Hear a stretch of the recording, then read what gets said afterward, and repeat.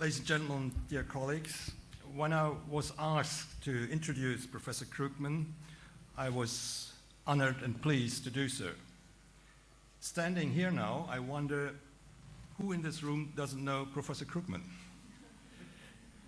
I mean, he's one of the most well-known economists on a global scale. And so I asked myself the question, why is that so? Beyond doubt, he has had an excellent academic career, starting in Yale with a BA, finishing a PhD at MIT, being a professor at MIT, being a professor in Princeton, being a professor, a centenary professor at the London School of Economics, my old school. This is an excellent, outstanding academic career. He got the John Clark Bates Medal, which is, as the economist puts it, slightly harder to get than the Nobel Prize, which you also get. So you may be one of the few persons who can judge that properly, what is more difficult to get. But that certainly is a very outstanding and brilliant academic career, but it does not explain why he is so outstanding in economic debates and around the globe. And I must tell you what I'm old enough to do now, to tell an anecdote. In 1992, I was a visiting scholar at MIT. There I've seen you first, you will definitely not remember. I was with the late Rudy Dornbusch, and he showed you, said, that's Paul Krugman. You will hear of him. That was unnecessary, because I had already heard of him, because I'd read a book of him. It was The Age of Diminished Expectations, published in 1990, and you have written there about the state of the US economy at that time, and the outlook was rather grim, because you already told people and explained people how the economic developments, especially initiated also by the Reagan-Knight policies, where you were part of the administration, not at the top, but so. Ordinary people had not much to expect from the further developments, and that they reduced their expectations, and that will have consequences for their economic behavior, and that will not help the US economy in the future then. I was very much interested in these questions, not only because I was in charge of the US desk at a major German think tank at that time, but I tried to draw some lessons from it. That was very difficult for Germany at that time, because we were all in a euphoria at that time, 1992, 2 years after unification. There seemed to be golden times ahead. But in the longer perspective, was certainly right. Maria Jepsen told in her speech already a lot of points we are in Europe suffering from. We are in a very difficult situation right now. In these days, things are already heating up. We have not yet learned how to deal properly with the currency union. We have not yet learned that many strategies in Europe we have applied in recent years were wrong. What we see in these days in Greece is a shame. This is not the way European economic policy should be.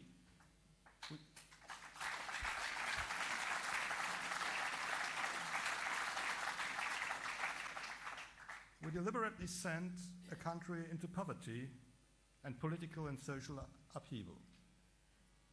That was unnecessary, although many things had to be done in order to make the currency union functioning properly. And now I come back to Paul Krugman. He is an economist who has not just had, just as a wrong word, a brilliant academic career. He's an economist who is dealing with the problems of ordinary people. He's looking what can people expect from economic policy? And he applies the economic instruments we have in order to explain it. And to explain it in a language everybody understands. That's dangerous. If you read his regular column in the New York Times, Conscience of a Liberal, you will read explicit content.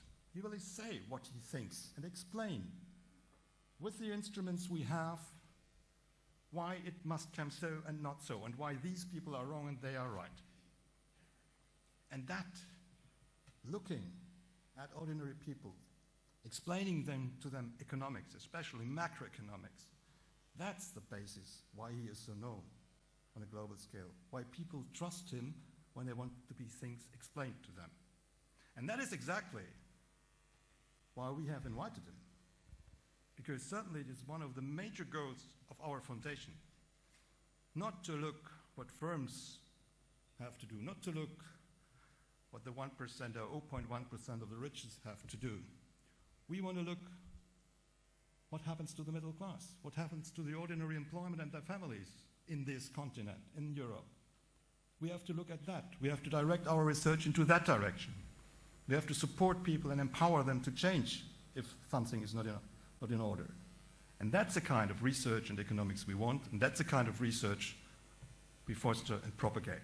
And in this sense, it was absolutely right now to introduce and to invite Professor Krugman to speak here about the situation now in Europe, especially under consideration of inequality and stability. Thank you very much.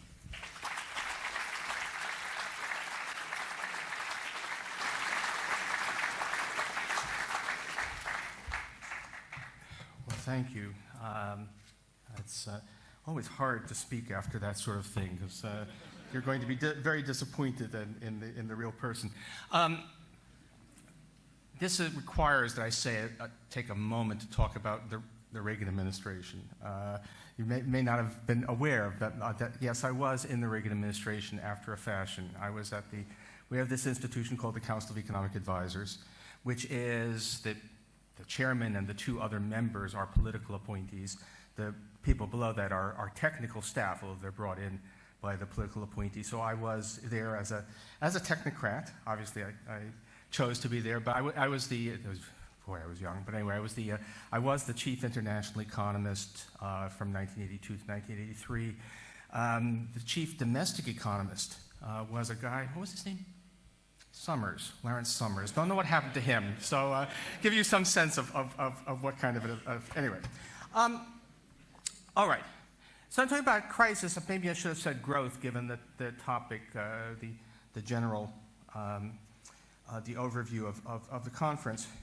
Let me just tell you that what I want to talk about is really the theme. Is it true that we can't have a return to growth in Europe without dealing with inequality? Or at least to the extent that why does it appear, why do many of us think that inequality has become a major obstacle to economic recovery? And it's not as simple a story as one might want. There is a very simple story you can tell, which unfortunately I would like to believe, but I don't. And there are more complex stories which I think are more interesting, may make more sense. And ultimately, I'm going to come back to, I think at a fundamental level, we may be talking more about political economy rather than strict economics to understand what's going on here. I will say that on this whole area, it is important, I think, certainly for people like myself, people of my own political preferences, my own views, to be careful. As I sometimes say, to not be greedy. We had a large conference in New York a couple of months ago at Columbia on, I think some of the same people who are on the panels here were there, on the relationship between inequality and growth. And by and large, by the nature of the self-selection of who attended the conference, who works on the issue, these were all people who are very bothered both by inequality and by weak economic growth. So this was a liberal in the US sense, a social democratic, if you like, group of people in that conference. There are some empirical studies that seem to suggest that inequality hurts growth, hurts economic stability. They are not the most convincing, powerful, secure work. I don't mean it's bad, but I think that you can raise questions. And my advice to the group was to not be greedy. That you and I would all like to see inequality reduced. We think we have things that can be done. In fact, we know that some quite straightforward policies can make a big impact on inequality. There is no evidence whatsoever that doing these things would hurt growth. So the long-standing line of conservatives that one must not do anything to diminish extremes of wealth and income, because if you do that, it will kill the economy. There's not a shred of evidence that at the levels of inequality prevailing in the Western world right now that is true. There's much weaker evidence that reducing inequality might actually help growth. You don't want to lean too hard on that. You've already got a big win intellectually, politically, in arguing we can do something about this inequality without hurting the economy. To go ahead and say, well, it's actually going to save the economy, be careful. Don't rule it out, but don't go too far. And there's something of that in what I want to say coming forward, that some of the simple stories about inequality and growth may be too simple, may not be quite borne out, but there are some very important, as I'll say at the end, political economy stories that I think we do need to understand, because they are in some ways the only way to make sense of what has been going on these past 7 or 8 years in Europe and in the United States. Okay, so let me begin with what everybody knows, more or less. 2 famous pictures. This is the Piketty-Sayers. I actually swiped it directly from them. They're a chart. This is top 10%. You can do top 1%. For the United States, there is this great U-shape in inequality. The concentration of income at the top was very high before the Great Depression, dropped dramatically, mostly actually dropped dramatically during World War II, but stayed down in the aftermath, then began rising again after 1980, and is now back to roughly its levels before the 1930s. And then newer, but I think really striking stuff is the concentration of wealth. So this is assets as opposed to income. We used to think that there was not yet very much movement in the concentration of wealth. It turns out that we were missing what was really going on for 2 reasons. One is that you need to look at the very top. Looking at the concentration of wealth in the top decile doesn't really get you the story. What you need to understand is what's happening at the very, very top, which requires new techniques to measure it. And this is new work, relatively new work by Emmanuel Sayers and Gabriel Zuckman. And secondly, rather importantly, a lot of wealth at the top is somewhat hidden. It's in overseas accounts. It's parked offshore. So what Sayers and Zuckman do is indirect techniques that get at that. And that tells us that while we've been saying until recently that the wealth concentration was still well below its Gilded Age or Belle Epoque levels, that is not true, at least at the very top. We are fully back to a point where wealth is concentrated in ways that we have not seen since the 1920s, or possibly even before in some measures. Okay, this is now, for the most part, an understood fact, although not as much. One of the things I should say in arguments about inequality is that no bad argument is ever abandoned. That when you try to argue about the effects of inequality and what we can do about it, you will find people who will say, no, inequality is not rising. Well, it is rising, but it's a good thing. Well, it's a bad thing, but there's nothing we can do about it. And you would say, well, surely they have to pick one of those arguments. And they don't. You get all of them thrown at you every time. So no bad argument is ever abandoned. But inequality has risen dramatically, is continuing to rise. There's been a great deal of dispute about Piketty's book on some of the modeling, but about the fact, the ever-rising concentration of wealth at the top, the increasing degree we can already see to which that concentration of wealth is becoming hereditary, the rise of patrimonial capitalism That's secure. That's very clearly there. Now, I've been presenting pictures like this for a long time. That first popular book published in 1990 had a chapter on income inequality, which the publisher tried to get me to remove, by the way. They said, no one cares. But anyway, but I didn't. And whenever I would show the charts like this, people would say, oh, well, we're rising to inequality levels like those of the 1920s. That must mean we have another Great Depression about to happen. And I'd say, no, you just don't understand. There's no connection. But then we had, in fact, something which in the United States was pretty bad, and in Europe, in fact, is comparable to the Great Depression. So in the euro area, GDP per capita is still below its level in 2007, which means that Europe is now tracking below its performance in the 1930s. So in many ways, this is another Great Depression in Europe. It seems natural to suppose that there must be some connection. But do we know that? And if so, what is the nature of the connection? Okay, so let me give you the story that is simplest, easiest, but probably not right. And I'm going to grab some water.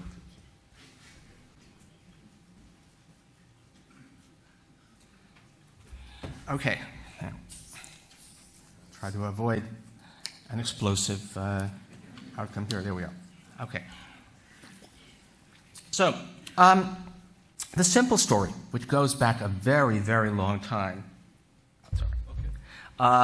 is simply, well, if we have an ever-growing share of income going to the wealthy tend to save rather than to spend, and therefore we will have inadequate consumer demand.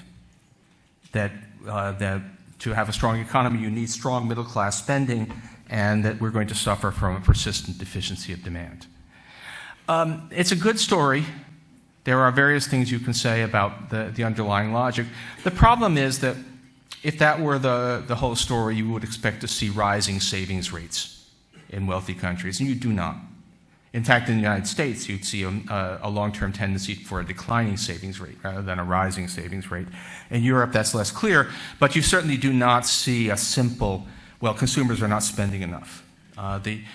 Even now, the weakness of demand in Europe and to some extent still in the United States is primarily a weakness of investment rather than a weakness of consumption. It's not the case that we're not suffering from the classic underconsumption story where there's just not enough spending in the economy. So that's a story that is simple but doesn't seem to be quite right.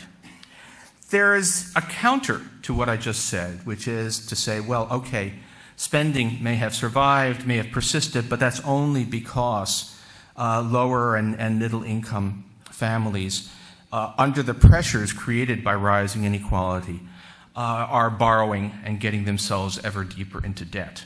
And rising debt levels are what has made us vulnerable to crises, has gotten us into the problem we're now in. And there's a lot of evidence at the micro level that seems consistent with this. Those who are following the US political scene may know that the effective leader of the left wing of the US Democratic Party, which would be sort of center-right in Europe. But anyway, our version, or as some people say, the Democratic wing of the Democratic Party in the United States, is now Senator Elizabeth Warren, who began as an expert in bankruptcy law and studied the remarkable tendency of personal bankruptcy to remain elevated in the United States even when the economy is relatively strong, and discovered that it was not people, spendthrifts, going out and buying stuff on their credit cards. It was people desperately trying to afford housing in good school districts, which meant high-income school districts, which meant expensive school districts. And it was in effect income inequality and the associated inequality of opportunity that was driving many families to overborrow in order to get houses in the right place, which then left them vulnerable if anything happened, medical expenses, one spouse losing a job. And so that sort of thing is consistent. And of course, we have seen a long-term tendency to rising levels of household debt. So we have a twin peak picture on the concentration of income. We also have a very long-term twin peak picture on household debt. The data series are not quite consistent, so we have two overlapping stories, but you can see the picture. There was a high level of household debt for the most part before the Great Depression. It shot up during the Great Depression, not because the debt went up, but because the income went down. And then very low levels of debt during the golden age of middle-class economic growth after World War II, which began rising sharply after about 1980, and then did lead us to a very high level just before the current crisis. And the current crisis is viewed, it's helpful to view it as being largely about deleveraging. It's largely about everyone trying to pay down debt at the same time, which is a problem because my spending is your income and your spending is my income, and hence a depressed economy. So that's a story that seems to make a lot more sense. And I think I would say that on some mornings I believe it. There are some problems with it. And I'd say that the biggest problem is that if we look at debt levels across countries, it does not seem to fit the story as well as we would like. So here is a limited group of countries, but just to give you some sense. These are Gini coefficients, measure of inequality in 2007, and levels of household debt just on the eve of the crisis. And while it's true that the US, with very high inequality, also has pretty high household debt, and the UK has very high household debt, although not not quite as much inequality as the United States, although close. Spain has managed to have very high levels of household debt without all that much inequality. CA, as I should say, UCM, that's Canada. Interesting. We're going to. Canada was much praised for having managed to avoid the financial crisis, and now some of us look at the numbers and wonder if they were just sort of coming late to the party, so we'll see about that. But that's another story. Germany and France, relatively low inequality, relatively low debt, that's fine. But Sweden, Denmark, famously equal, also famously high debt. Now there's a possibility that we're actually looking at that there are, in some ways, the very strength of the social insurance system in those countries means that households can safely take on higher levels of debt than they would elsewhere. That's certainly what the Danes will tell me, although the Swedes think that they have a problem. And we could go on a bit, and if we can somehow say Scandinavians are different, then there's a hint of an upward sloping relationship, but it's not really clear. So the story that says that inequality fosters debt is better than the crude version, but it's not as good as we might really like it to be. What do I actually think on all of these things? The answer is I'm not sure that I know. I think we're still working on it.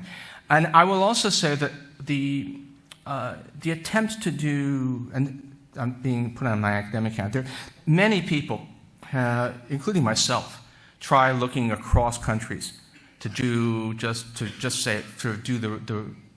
correlations. Do countries that have high this and high that tend to also be more or less stable, to have more or less economic growth? Try to correct for a few factors.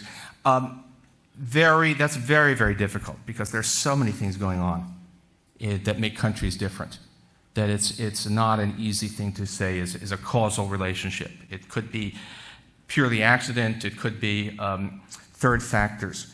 Where I come down to is that the real place to look for the effects of inequality, and I think they are in fact very real, and especially, I would argue, the concentration of income at the top rather than poverty, is to look at the political economy policy, both before and very dramatically after the crisis. So we actually do know quite a lot about inequality and politics. We have a lot of evidence coming from, well, many different sources, but including quite straightforward and stunning statistical evidence. Political scientists in the United States have done very interesting work where you can use voting in the US Congress to identify the political positions of politicians. It's more technical than you want to know, but it turns out that, by the way, if you want to say, well, politics must be complex and multidimensional, and there must be many different ways to cut it, it turns out it's not true. US politics, and I believe much politics around the Western world, is in fact one-dimensional. There's just a single, everything collapses. If you know how a politician votes on questions of funding for anti-poverty programs, how he votes on questions of tax rates on the wealthy. You also know how he's going to vote on education policy. You know how he's going to vote. You even know how he's going to vote on whether or not to invade Iraq. There's a complete one-dimensional. Everything collapses. We used to have two dimensions. One of them was race, and the other one was left-right. But those have now collapsed into the same dimension as well. So that, and what politics is about in the United States, and to a very large extent in other advanced countries, but totally in the United States, is it is about inequality, social insurance, redistribution. Left means what we think it should mean. Left means being prepared to levy higher taxes on high-income people and use that to provide a stronger safety net, a higher basic income, health care for people who are less well off. Right means wanting to strip away the benefits and cut the taxes at the top. And everything else follows from that. Every other political position seems to be along that dimension. You can also ask, how far apart are we politically? And then the US has, of course, a two-party system. And we can ask, how far apart are the parties? How much overlap is there? To what extent do we actually have liberal Republicans and conservative Democrats? And the answer is we used to have a fair bit of that. It used to be that a Republican from New York would be more liberal than a Democrat from Mississippi. That is no longer true. There is the rightmost Democrat in Congress as well to the left of the leftmost Republican. There is no overlap, and you can create quite secure measures of political polarization. And you can do this for very long time horizons, and this is what they look like. Just look at the blue and the red lines. The right line is the red line is the polarization. How far apart are the parties in the U.S. House of Representatives? The blue line is the share of the top 1% in income. And they track very, very closely. There's no real question that they move together. And for obvious reasons. As the wealthy have gotten wealthier, they have also become more powerful, become a more important source of political contributions, but also of things like the revolving door, where politicians leave office and move into positions which are offered to them, and which influences their policies while they're still in office. In the United States, the way that has worked has been, and again, you can measure this. In the United States, the effect has been to drag some, but not all, of our politicians far to the right. So we have a Republican Party that is now far to the right of where it was 10 years, certainly 20 or 30 years ago, and Democratic Party, which maybe now has moved a little bit left, but not much. The clear effect has been that the preferences of this empowered, I think both empowered and also increasingly distanced economic elite have been reflected in our political system. Distance in the sense that it has different priorities, different interests. That's been documented as well. That if you ask what does the 1% or the 0.1% want, it's a very different set of things, not surprisingly, from what the median voter wants. And life being the way it is, somehow or other, people at the very top, their opinions matter more than certainly person for person than those in the middle. I would say in the European scene, the effect has been less one of polarization, although that happens as well, and more one of shifting the whole talk, the whole policy discourse towards the right. So the United States, for special, we are different countries with very different histories. In the United States, this tends to pull us apart politically. In Europe, I think it largely tends to pull much of the policy off in one direction. Which brings me to, what does this have to do with economic crises and economic growth more generally? So if we're asking about, going back to, I believe that this rise in debt is very much part of how we got to where we are. What was behind the rise in debt? Well, some of it probably was Elizabeth Warren type people overspending in a desperate attempt to remedy the effects of inequality, and particularly in attempting to secure the possibility of upward mobility for their children. But a fair bit of it is simply financial deregulation. Substantial amount is simply deregulating the banks, and equally important, not expanding regulation as the banking system evolved. So we had a clear bias towards allowing the banking system to return to the kinds of aggressive policies that it pursued before the 1930s, which then set the stage for a replay in many ways of the 1930s. Why did we do that? Well, there were intellectual arguments. There was the passage of time. People don't remember the 30s. But there was also, I think, and lots of reason to believe this, there was you have to ask who benefits? Who benefits from a wide open banking system? Who benefits from the high incomes that are generated in the financial sector? And that's fairly obvious.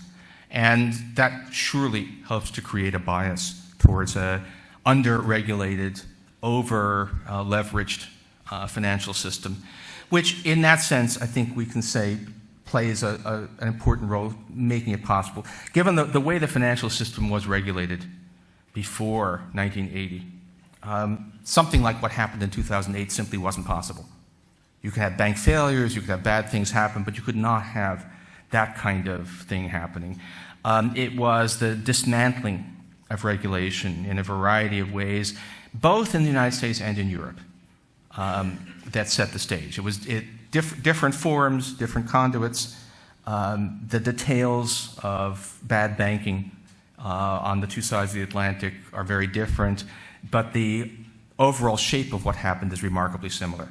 In the end, you can plot various data for Spain and Florida on top of each other, and they look the same. It's essentially the same process of bubble generation. So that's one thing.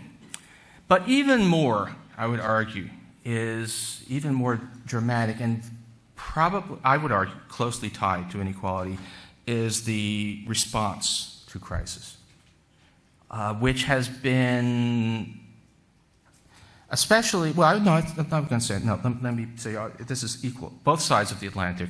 Our response, not the response in the first year, which was to bail out the banks, which had to be done, bail them out with no strings attached, which did not have to be done. Temporary stimulus, which was helpful but very temporary. But after that first year, the policy response has been extraordinary. And I mean that in the worst way. Sometimes people say, well, we found out that we don't have the economic knowledge to counter this kind of economic problem. I would very much disagree. Very basic textbook economics The kind of, if we had been basing policy on Paul Samuelson's 1948 economics textbook, we would have done pretty well. Because what that textbook would have told you is, well, as long as the economy is depressed and you have no room to cut interest rates, then this is a time not to worry about budget deficits. This is a time to maintain demand, spend enough, give households a chance to rebuild their net worth. What we had instead was the opposite, austerity policies. Now, in the United States, these policies happened more by default than by design.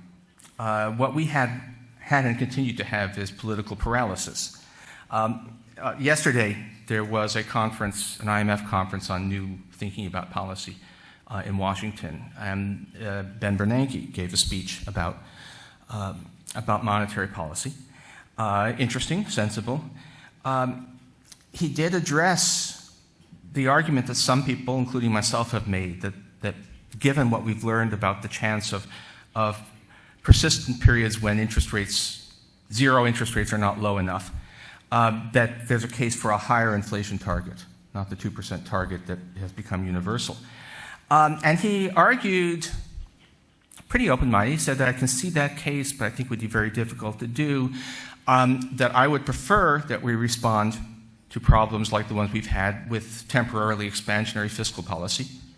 And then he went on to say, but in any case, the chance that we could get the US Congress to agree either to a sensible revision of monetary policy or to a sensible fiscal policy is basically zero. So he's basically saying, what the hell, nothing can be done right given the US political scene, so it's kind of a moot question. Not quite what you expect to hear from a former Federal Reserve chairman, but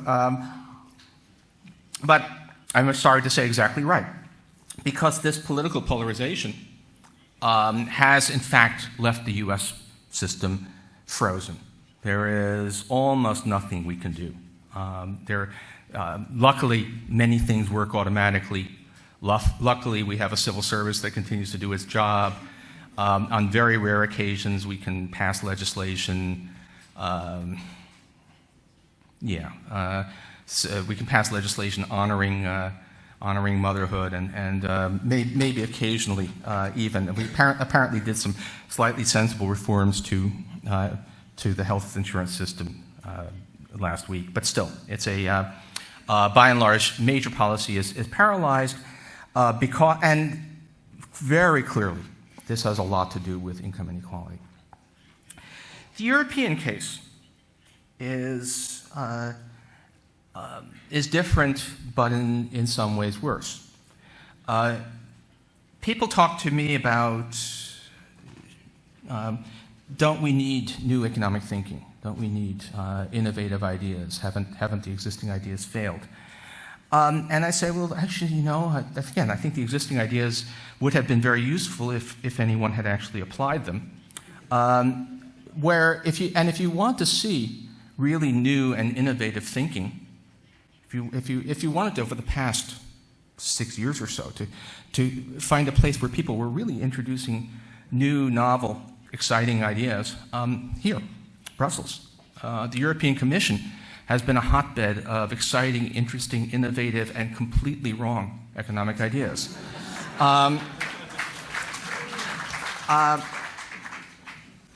In particular, the most obvious being the doctrine of expansionary austerity.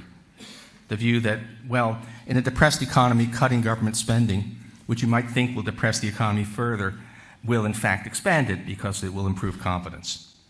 And completely, there was some speculative, and it turns out not very solid statistical work suggesting this. But it was adopted wholesale by the Commission, to a lesser extent and temporarily by the European Central Bank.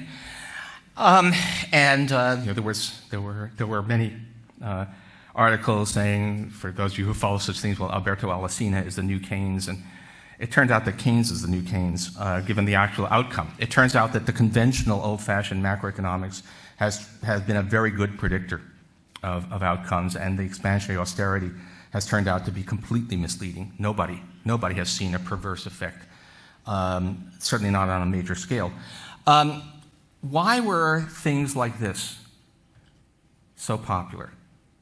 Well, now we're getting into relatively obscure channels, but I think very important ones. I think you really do need to ask who is going to find Keynesian economics unappealing, who's going to find notions that cutting government spending, even in a depressed economy, is a good idea, appealing. And the answer is those are very much associated everywhere and always with high income, high wealth. Probably for several reasons. One is that the wealthy generally have more to lose from inflation. They're the bondholders. One of them is that there is inevitably a close crossover between the notion of stimulus versus austerity in hard times and the longer-term question of the size of the welfare state, of the strength of social insurance programs. Always, advocacy of austerity is mixed in with advocacy of a smaller state and less redistribution. And finally, and this is a point, it's one of those things I think I would not have wanted to believe 10 years ago, but seems to work very well as I interpret the political developments in recent years. The very notion that the way you create jobs is for the government to go out there and create jobs business interests in particular do not like that idea. They very much prefer the notion that the way that you create jobs is to create an environment in which business is confident, which you do by catering to business. And in the United States, we've had an extraordinary outpouring of articles claiming that the reason the US recovery has been sluggish is not any substantive policies, but because President Obama says nasty things about rich people. I've been calling it the Ma, he's looking at me funny, theory of the US slow recovery, but it's just in general. And this is, I'm not talking about crazy marginal stuff. I'm talking about billionaires writing opinion pieces in the New York Times and the Wall Street Journal. The view that not being sufficiently, not offending the sensitive feelings of the wealthy is the reason the economy has done poorly, has actually become a serious doctrine. And it's hard to believe that that would be happening if we didn't have so much wealth at the top, so much concentration, which creates a voice for all of this. Now, the United States, of course, has had this extraordinary rise in income concentration at the top. Europe, individual European countries, for the most part, have not, although they've seen, with the exception of the UK. But that's, first of all, there's more than people think. There is, in fact, there has, in fact, by the best available measures, this is the top incomes database, just one example. The best available measures do suggest a substantial increase in income concentration, even in European countries that we don't think of as being at all like the Anglo-Saxon nations, and probably wealth concentration as well. That's what the Piketty data seems to suggest. So we are seeing more of this than people imagine. There's something else that I increasingly think is now critical in understanding what's been going on. If we're thinking about European policy, the nation state is increasingly the wrong unit of analysis. That's true both because quite a few policies have in fact been dictated. In the crisis, the Troika has dictated policies reflecting some kind of broader European set of interests. Partly it's because, in fact, the elite is mobile in many ways, and is probably. By the way, this is also why in the United States, when sometimes people try to compare income inequality in U.S. states, you got to think, well, that's silly. That the extremely wealthy people may make their fortune in Kansas, but they're going to live in New York. So you need to think of it in a more in a continental sense. And while that may not be completely true in Europe, it is, I think, increasingly true.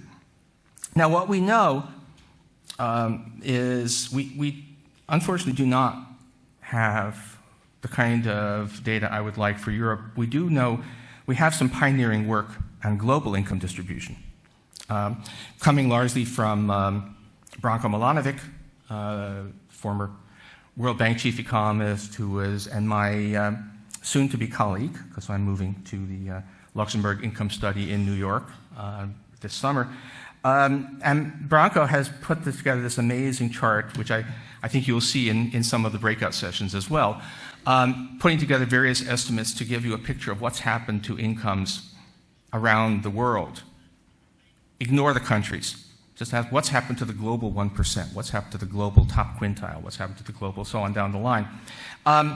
And what it shows here is that we've actually had a situation of stagnation for the working class of advanced countries, big income gains for the middle class in China and some other emerging markets, and then very, very big income gains at the very top. There's a global 1%, and really, although he doesn't have the data, if we could get to the global 0.1%, you know that it would be a spike that's much higher than that.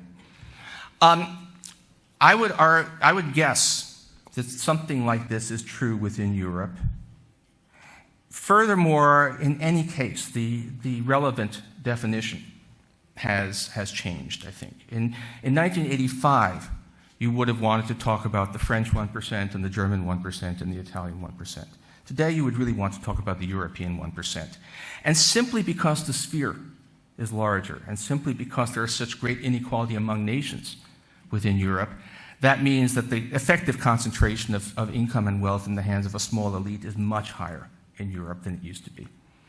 And this, surely, is a factor that explains the remarkable, I'd say wrong turn, but anyway, the remarkable turn that policy took in Europe after 2010. Yes, there was a crisis in Greece, which could be used to argue that everyone was at risk, but the way that was generalized, and the way that the years now, we have 5 years of austerity policies now. We have fears about bond market attacks somehow managed to persist at a time when a large fraction of European debt now bears negative interest rates. That's something remarkable. There must be deeper stories than simple confusion here. I think the best available story is one that emphasizes the extent to which you have a concentration of income and wealth, which creates a very influential group of people. I'm not talking conspiracy here. I'm just talking about how people end up drawing their views about policy from their milieu. That is just very distanced from the other, from what happens to the majority of people in Europe. There's even a fairly direct impact on policymaking that we can see. And some people, this is not original with me, but it's really quite, if you think about it, it's quite obvious. Think about a political leader or a finance official in a small European country. Where does your personal future lie? A lot of it is going to lie on the European-wide stage. And to make it a little crude, you may well preside over policies that are massively unpopular with your domestic public, that lead to your government losing the next election, maybe even shriveling as a political force permanently. But you yourself may well do fine giving speeches in Davos about the need to make hard choices. And that's crude, but it's and I don't think there are many people who are thinking that way explicitly, but it surely has to be part of what happens. What does this say about where we are? I am not. If I believe that we have to cure inequality before you can make any progress on the macroeconomic problems, I would be much more desperate than I am. If it's really the case that we can't make any headway until we've had a massive return to a more equal society, then it's going to be a long time coming. You have to argue the merits of better policies. And you also have to argue that the one thing I think we have learned is that prosperity is good for equality, that there is causation in the other direction, that a persistently weak economy is bad for wages. You might think it would be bad for profits, but it turns out, for reasons that have to do with market power, it does seem to lead to a falling labor share. So if we wanted a more equal society, moving back towards full employment would help significantly in that direction.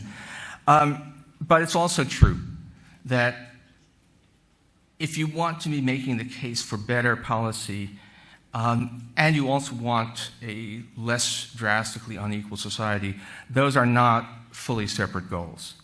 That we do need, if you care about prosperity, you want to tackle inequality. Obviously, if you care about inequality, you want to tackle prosperity in any case, but these things do go together. And you can kind of despair.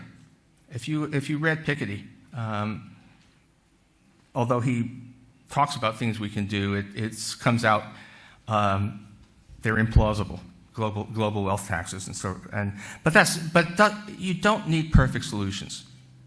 We can do a lot, and maybe if I just I won't go back. If you just go back, that relatively equal society that Europe and the United States both had for 30 years after World War II, that was not an accident of history. That was created. That was not markets just happened to deliver equality. That was policies that helped workers. That was policies that provided basic social insurance. Took some exceptional political developments to make that happen, but that doesn't mean. You don't have to do it the same way every time. So I believe we can do a lot. Bottom line, inequality and prosperity do look as if they're strongly linked, though not quite through the channels the straightforward channels you might expect. That my view is that the biggest negative impact of inequality on policy has come through political economy, that the concentration of wealth and income at the top has led to really remarkably bad policies since 2008. And what we need to do is try to get that word out and maybe change things in a better direction. Thank you.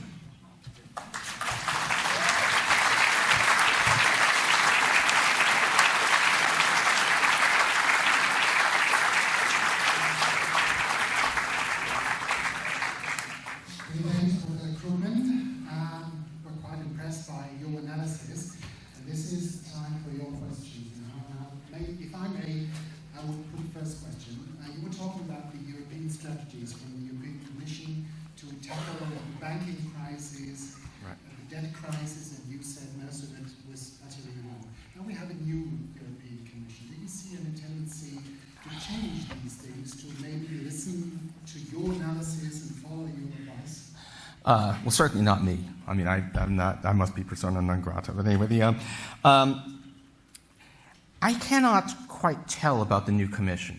I will say that the initial Juncker investment plan,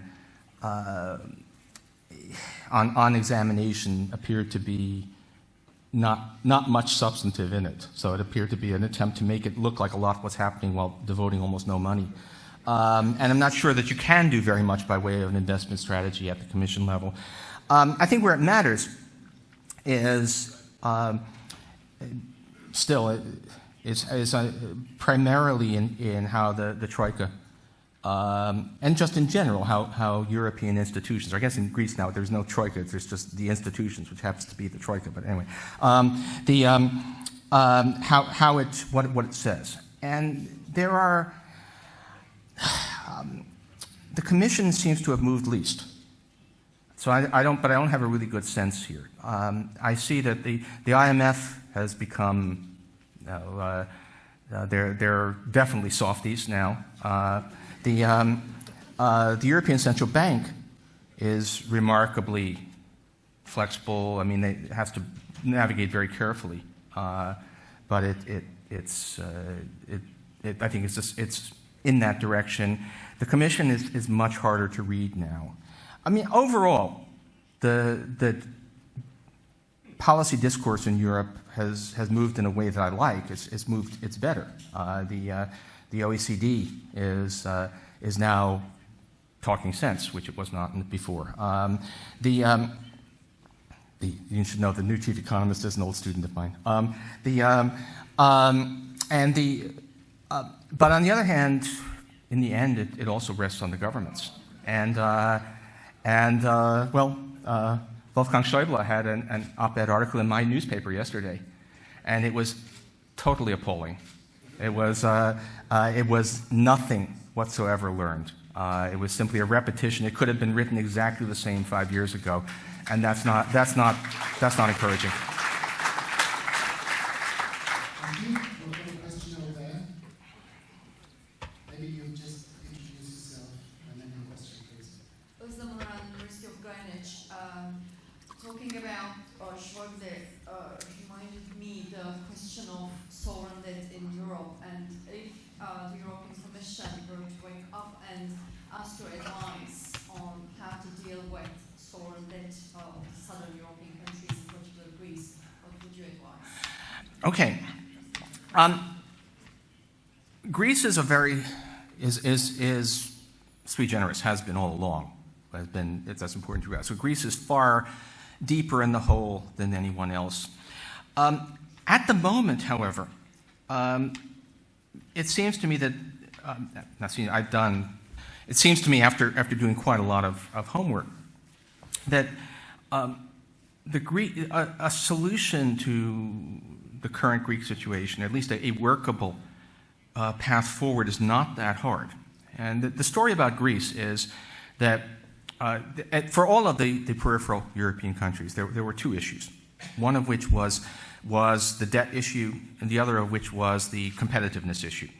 So you had to do something both about sovereign debt and about internal devaluation. As long as you're on the euro, you have to achieve an adjustment of relative costs and prices through having lower inflation or even deflation relative to the core. In the case of Greece, there's been a remarkable amount of internal devaluation already. And somehow people don't know this, but the only place in Europe where you have had large declines in private sector wages is in fact Greece. And arguably Greece has gone a lot of the way in the direction of making that adjustment, but it has an impossible debt burden right now. I think that the way to go from here is actually to finesse or ignore or obscure the question of the size of the debt, the stock, and instead ask about what we're asking Greece to pay now. Greece realistically, Greece is going to have to run a primary surplus. It's not going to be able to expect fresh infusion of funds. So tax receipts will have to be as large or larger than expenditure, not including interest. But it should not be a large primary surplus. So the existing demands are, the existing program calls for Greece to move into enormous primary surpluses in the years ahead. They can't do that. And if they can just stop tightening the austerity, then we have a position for some growth and some recovery, and all will be well. What's getting in the way now, I think, is first unwillingness to recognize that we have to stop talking. We have to stop the fiction that everything is going to be paid ever, and also structural reform, which are buzzwords that have dangerous power in Europe. Everything calls for structural reform, even though the evidence that what Europeans call structural reform is actually good for economies is weak to non-existent. Actually, I will say that some of the Irish economists, before the crisis, Ireland was praised for its wonderful structural reforms and the flexibility of its economy. And then when the crisis hit, they said, well, what Ireland must do is structural reform. And some Irish economists said, maybe we should have done fewer reforms before so we could hold some in reserve for the time. But the amazing thing is, I would say that right now a workable arrangement should be doable. But there are, and there's rhetorical problems on both sides, and I wouldn't be doing I wouldn't be making the speeches some Greek politicians are making. But then again, I'm not a Greek politician. But the Commission should just say, look, we know we can't extract blood from a stone. We are going to accept the reality that modest Greek net payment is all that can be expected, and there's a solution. There's an answer. I mean, you can argue that the past 5 years have been ghastly, but we don't need to revisit that history. Just looking forward is not that hard to find a workable resolution for Greece, and then the rest. With Spain and Italy borrowing at the lowest interest rates in their history, not clear that Okay, I'm sorry, this is a long answer, but I think it's an important point. The prevailing attitude still, right now, is that deficits are the core problem, despite these record low interest rates. There was a remarkable report on France, which acknowledged that we now know that the negative effects of austerity on the French economy are bigger than we realized, so that the deficit reduction measures we know are not going to actually reduce the deficit as much as expected, because they're going to shrink the French economy. Therefore, France must do more austerity. So that's saying nothing learned. Maybe some French people in here. Okay, we've got one question over there. Okay, microphone.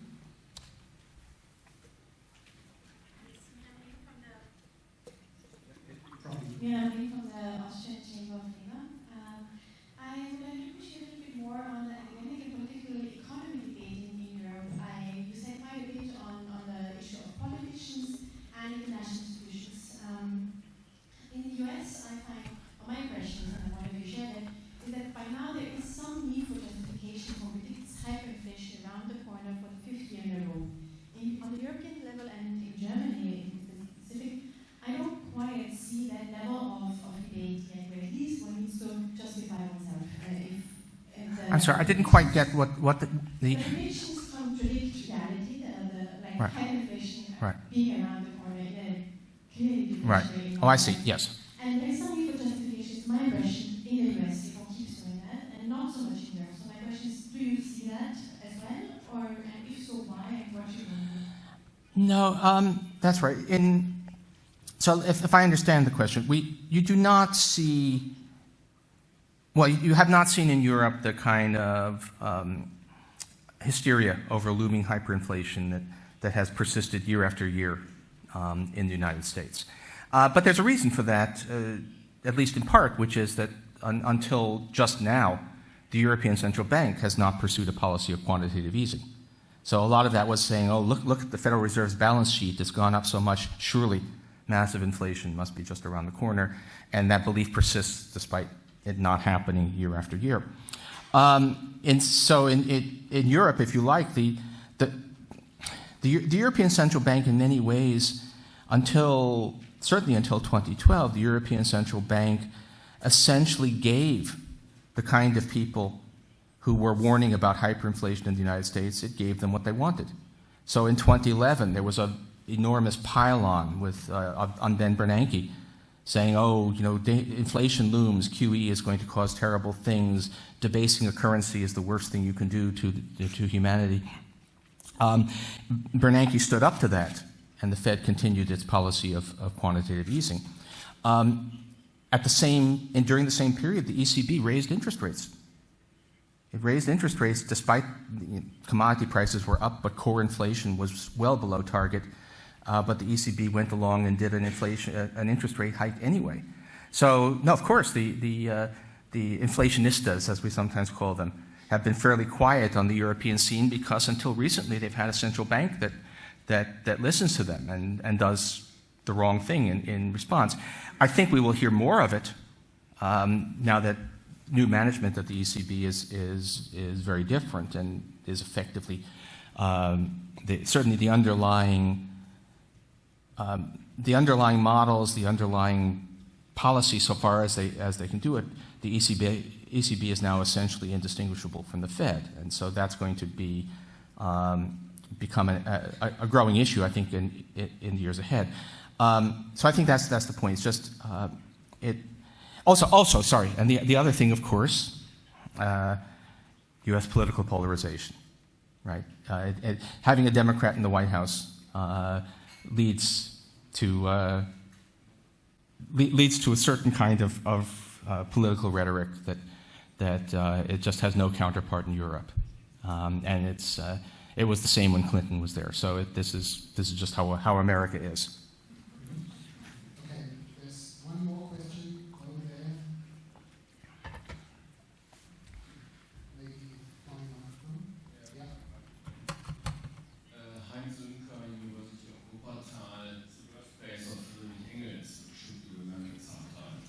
Okay.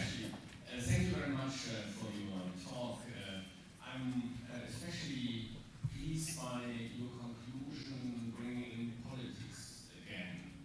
And that leads me to my first consideration. The late Pierre Bourdieu wanted to establish a social European movement as an answer to Mr. Tietmeyer, who was then the boss of the German Central Bank. And for me, the question is, how do you imagine to find movements or politicians who could act and have agency in the way you imagine? Because you started with a consideration about utopian moments. Okay. Of course, what do I know, right? It's very far from any field of expertise that I have. But I do obviously pay attention to such things. Let me give you an observation first. From the perspective of a U.S. liberal, essentially, I guess, you know, if I were European, I'd be a social democrat of some kind.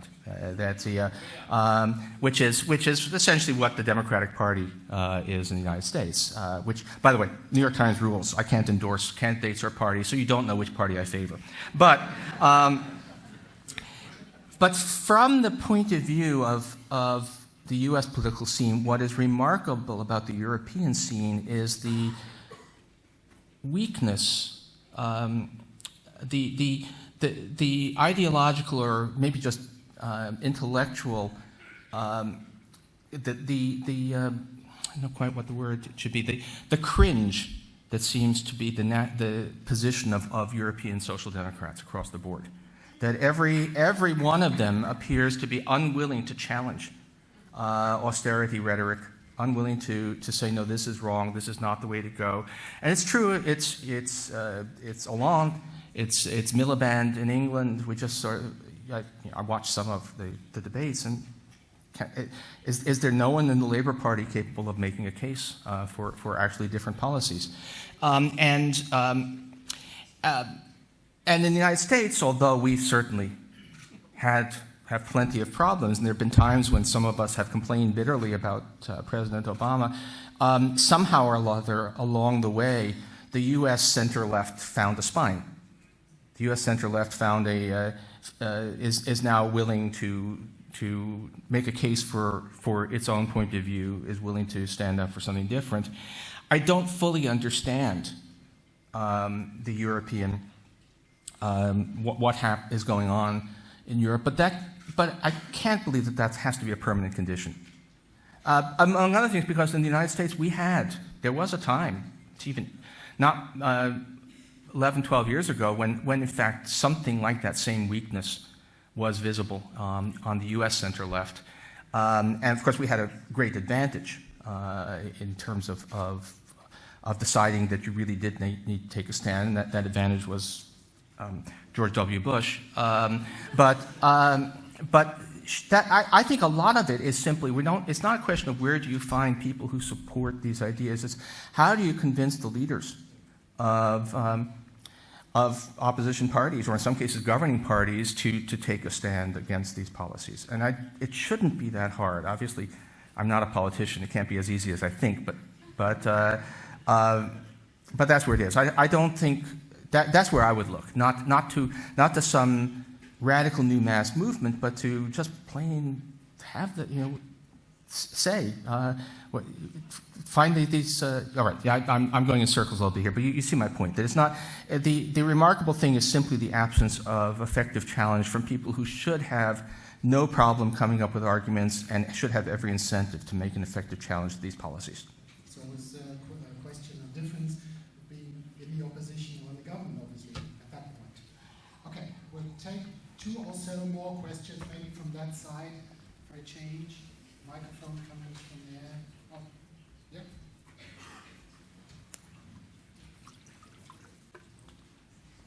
Yeah. From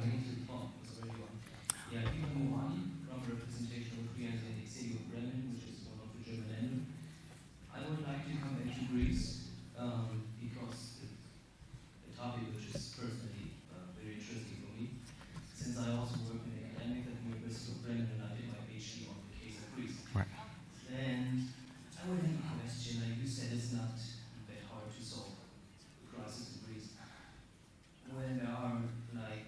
possible solutions being discussed and being discussed in Germany by a very famous economist in Germany, which is Hans-Böckler-Stiftung. Yeah. Right. You can't like him, but he's a well-known German. Yeah, no, I know him. Yes, he said that the solution would be for Greece to exit the Eurozone and to go back to the Drachma. Do you think this would be a good solution? And what do you think about another solution proposed by the Finance Minister of Greece himself instead of Bakis? Now, and also 5 years ago, to let Greece into bankruptcy within the Eurozone. Okay. So, yes.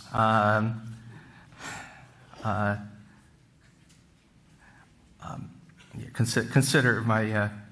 Okay, no, we do read Hans-Böckler-Stiftung.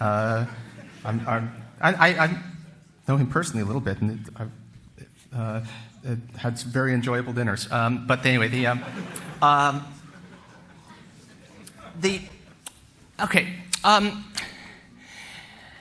there are the question of Euro exit. I mean, there was a very strong case not to enter. I think an overwhelming case. I mean, if you could, I think that countries that have the good sense not to join have reaped substantial benefits. It's very different to exit. It's not all the same thing because if nothing else, you have an enormous legal morass of contracts, denomination. Even Argentina, which wasn't on the dollar, simply had a currency board and had far less openness to transactions, is still 14 years after the collapse of their peg, is still having immense legal problems. So you can just think about what would happen in the aftermath of a Greek exit. Now, under sufficient duress, it may be the only thing to do. The point, however, is that, and this comes back to what I was saying in response to the earlier question, the major advantage of a currency exit is that you can get a very rapid gain in competitiveness.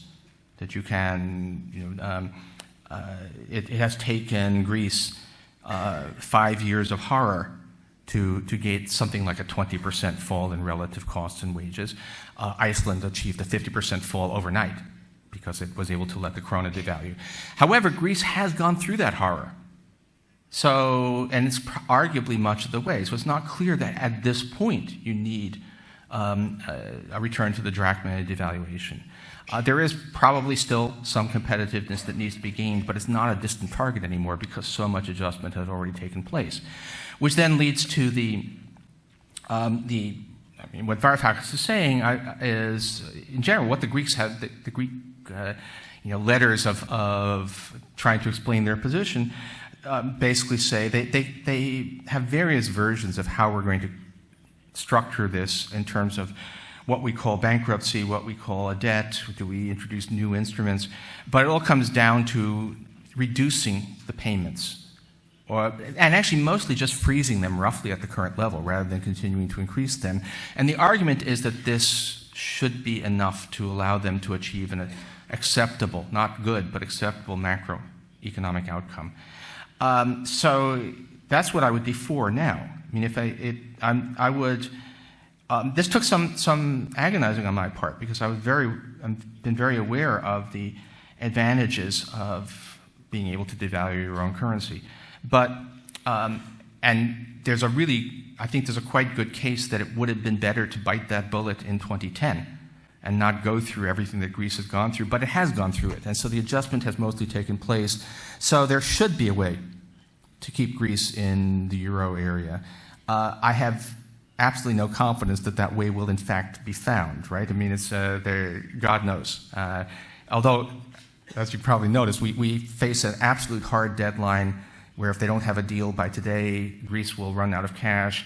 And there have been about 5 of those in the last month, and sometimes nothing ever happens. So I'm not sure what the real state of things is. Thank you very much. Gentleman over there with the microphone. It should be working. It's working, yeah. Robin Anderson, Macro Center from Tel Aviv. You elaborate starting point of your analysis was also the difficulty research on high concentration of capital, and then you made the point on possible solutions looking at the political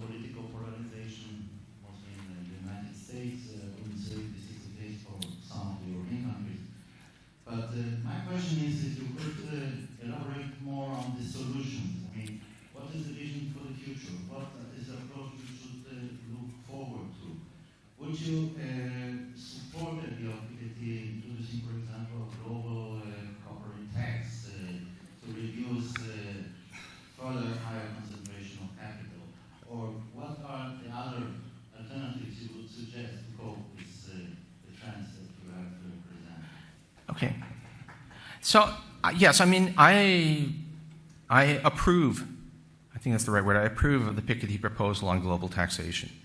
But I think it's unlikely, which means that we have to ask, are there second best approaches that can work? And despite the global mobility of wealth, there's still almost surely substantial room for higher inheritance taxes, higher capital taxes in the advanced world, and particularly if we do it similar policies across the board. I would favor attempts, various kinds of taxation and regulation in an attempt to rein in finance, which is a generator both of instability and of high income concentration.